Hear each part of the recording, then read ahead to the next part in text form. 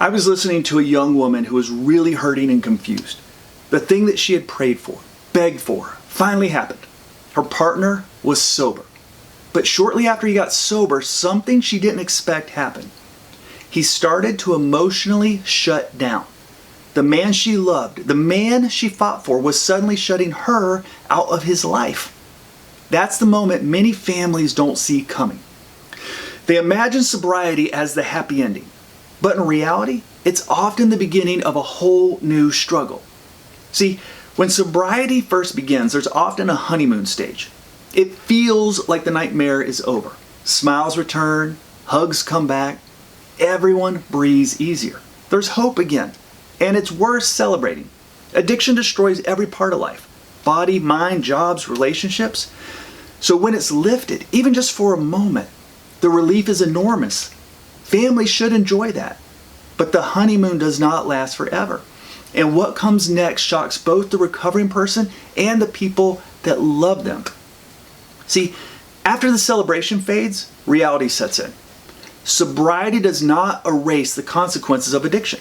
The lost jobs, the broken trust, the damage to health, the debts, the hurt done to the children, the partners, and the parents, all of that comes crashing back.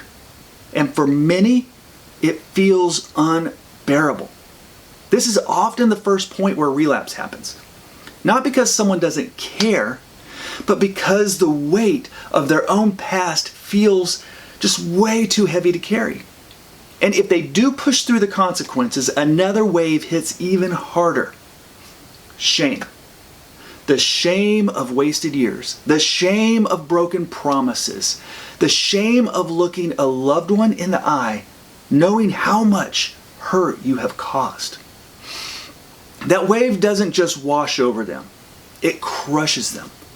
And in that moment, they often feel like they only have two options. Either escape back into their addiction or emotionally shut down and focus on the one thing they can control: staying sober. Here's what families need to understand. A complete emotional shutdown is not healthy, but it's not proof they don't care. It means sobriety feels like it requires every ounce of energy just to survive.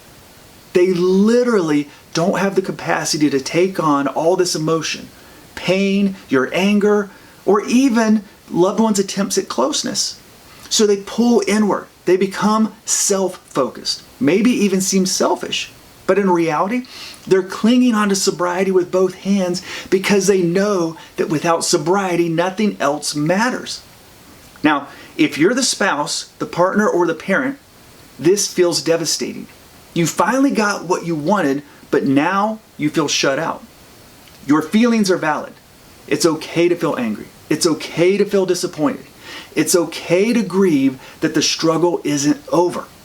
But here's what you need to know.